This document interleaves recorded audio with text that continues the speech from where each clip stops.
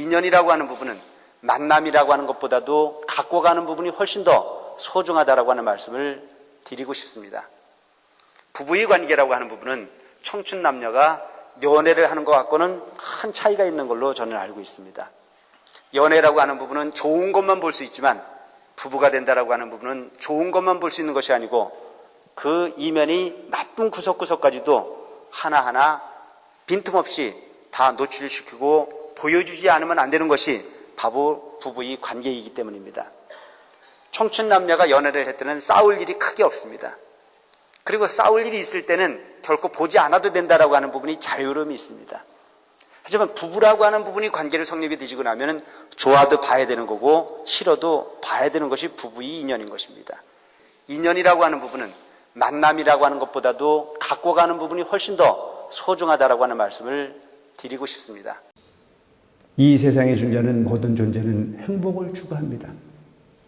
근데 그 행복이라고 하는 부분을 결과론적으로 추구하는 사람들이 일상적인 중생들의 모습이라면 부처님 가르침은 목적의 행복이 아닌 과정의 행복을 놓치지 않는 가르침을 피력한 것이 부처님의 가르침의 본질이 아닐까 싶은 생각을 합니다. 그래서 부처님께서는 우리 일체 중생에게 10법계를 말씀하셨습니다. 그 10법계의 가르침 중에 나는 어떤 존재로 세상을 인식할 것인가? 절대의 행복을 꿈꾸고 있지만 절대의 행복보다는 순간순간 그렇게 이어져가는 부분이 점을 생략하지 않고 반복했을 때 선이 되는 것이요. 그 선이 이어지고 이어졌을 때 면이 될 거라고 생각합니다.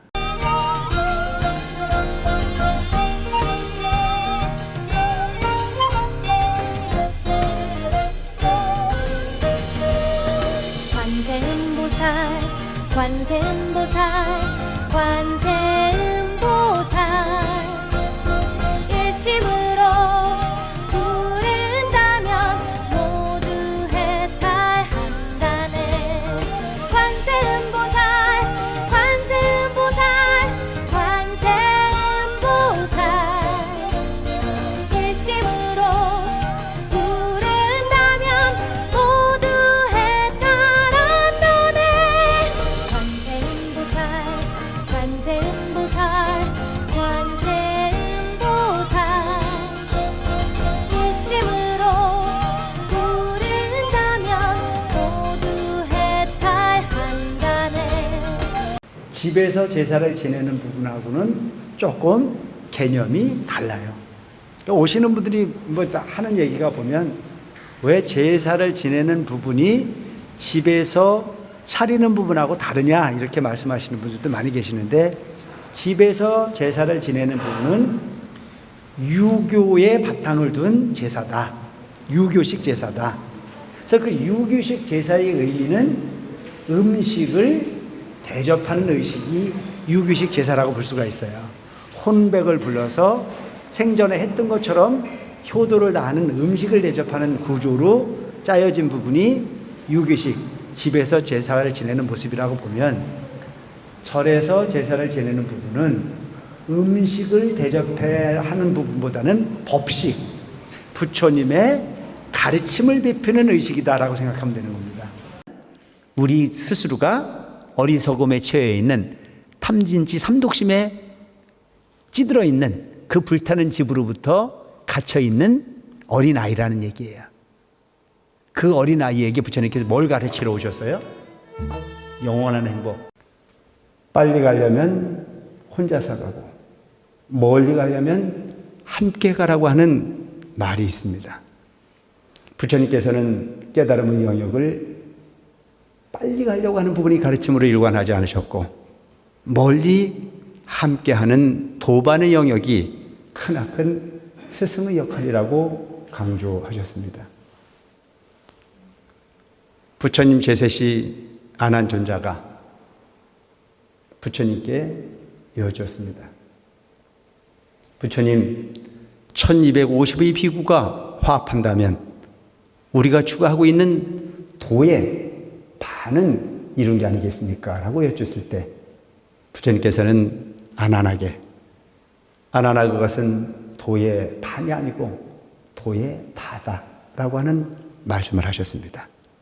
사랑은 좋은 거고 사랑은 좋은 거잖아요. 미움은 싫은 거잖아요. 그런데 사랑만 하고 살 수 있어요? 나는 안 해봐서 몰라요.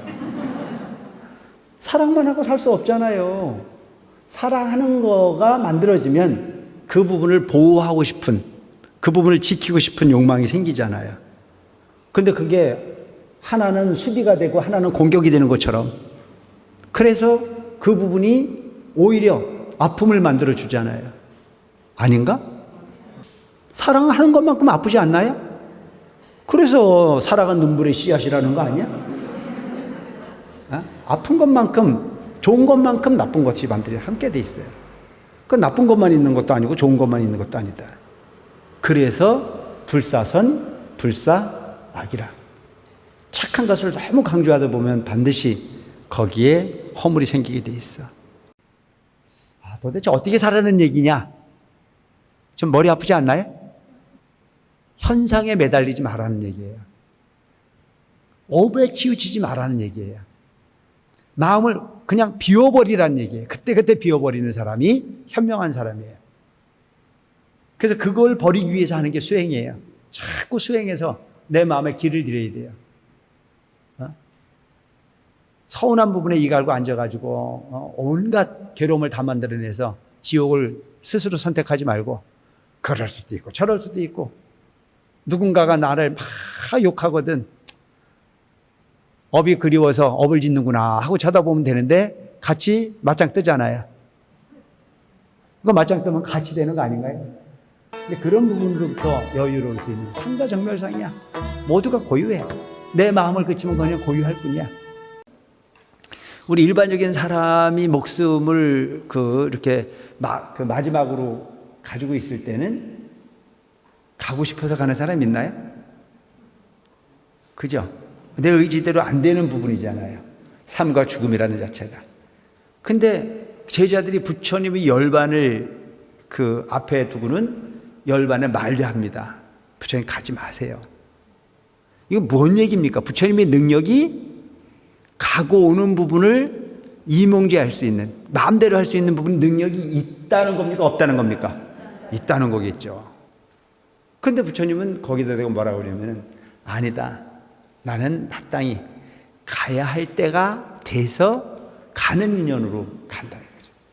그래서 오는 것도 법이요, 가는 것도 법에 의지한다. 신이 있어 만물을 창조했다라고 생각하는 부류는 신이 나 바깥에 존재하고 그 바깥에 있는 신으로부터 나는 복종해야 하고 굴종해야 되는 부분이 현실이 세상의 삶이라 믿는 사람들이 많이 있습니다. 그 부분을 걸어 우리는 창조론이라고 이야기를 하죠. 부처님이라고 하는 위대한 선각자, 위대한 스승께서 세상에 출현하시면서 창조는 신에 의해서 창조되어지는 것이 아닌 내 스스로에 의해서 창조되어진다고 말씀하셨습니다. 이 세상에 존재하는 객관의 세계는 주관이 인식했을 때 존재한다. 고로 창조는 신이 하는 것이 아니고 보는 자의 인연에 따라서 존재한다. 인식이 바로 이 세상의 주체고 그 인식의 주인은 그 누구도 아닌 내 자신이라는 사실입니다. 부처님을 믿는다고 하면 그냥 우리가 중생이 사는 가운데에 그냥 고통 정도가 없어지고 그냥 원하는 부분이 이루어지고 요게 너무 적은 거야. 그러니까 우리 중생들이 목표가 부처님께서 오셔서 가르치고자 했던 부분은 놀래 나자빠질 정도로 큰 걸 주기 위해서 오셨다는 거예요. 계속 강조하는 게 뭐예요? 너들이 근기가 낮으면 못 알아먹는다, 못 알아먹는다. 근데 그 부분을 보여주는데 기절을 해가지고 못 받아들일 것 같아. 그게 뭐냐면 너가 부처다라는 사실이야. 일불승. 응? 계속 여러분들에게 강조해서 그 이야기했던 부분들이 일불승이란 말이야. 일불승. 오직 부처밖에 없어. 오직 그 부처라고 하는 부분이 저 허공에 있는 것도 아니고 저 땅에 있는 것도 아니고 그 어디에 있는 것도 아니고 바로 너가 부처라고 하는 사실을 이야기하고자 오셨는데 기가 막힌 설법을 하시는 거예요. 불사선 불사악하라. 착한 마음도 내지 말고 악한 마음도 내지 말고 마음을 내지 않는 가운데 고요함이 있어. 그래서 여기서 이야기하는 것도 그거예요. 마음을 내지 않는 거예요. 정멸이야. 그러니까 아무리 세상이 시끄럽고 아무리 환경이 어떻게 됐다라고 하더라도 내가 마음을 내지 않으면 고요해. 근데 고요한 마음을 찾으려고 생각하지 않고 있는 그들이 분별심을 가지고 보니까 세상은. 근데 우리는 여기서 뭘 구하는 거죠?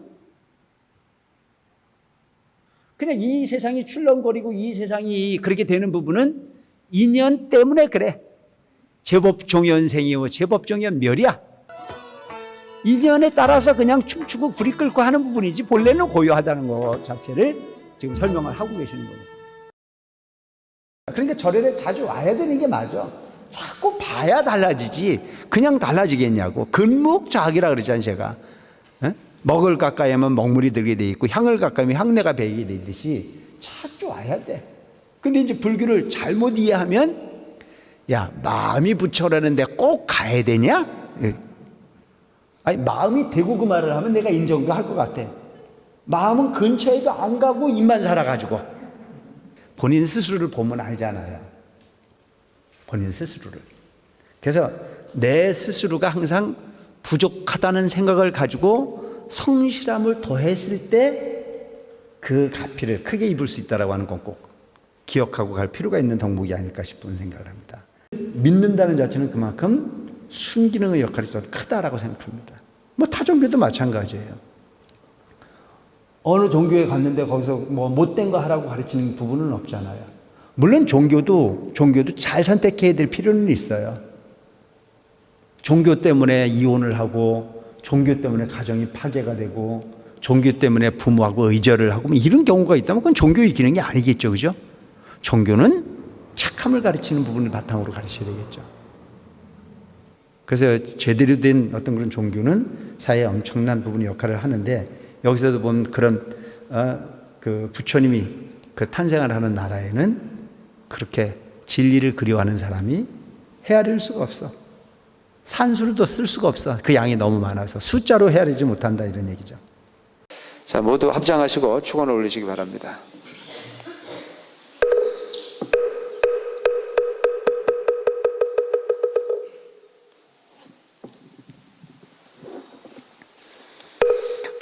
관세음보살 관세음보살 관세음보살 관세음보살 관세음보살 관세음보살 관세음보살 관세음보살 관세음보살 관세음보살 관세음보살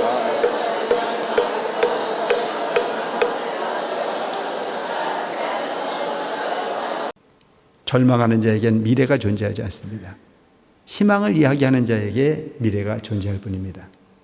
오직 절망에 빠져 있기는 우리는 아직도 너무나 세상이 멉니다.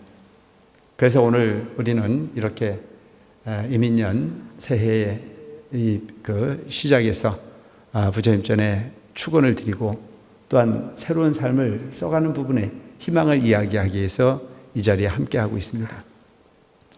창조에 의해서 존재하는 부분이라면 우리는 막연히 그에게 모든 부분을 던지고 그를 찬탄하고 그의 노여움을 달래기 위해서 축원하는 부분이 다라고 말할 수 있지만 부처님 가르침이 세상의 삶이 내 마음으로 통해서 창조되어진다라고 하는 부분이 가르침을 믿는 우리 불자들의 입장에서 보면 오직 절망이기보다는 희망으로서 미래를 추구해가는 부분 자체가 바른 답이 되지 않을까 싶은 생각을 합니다.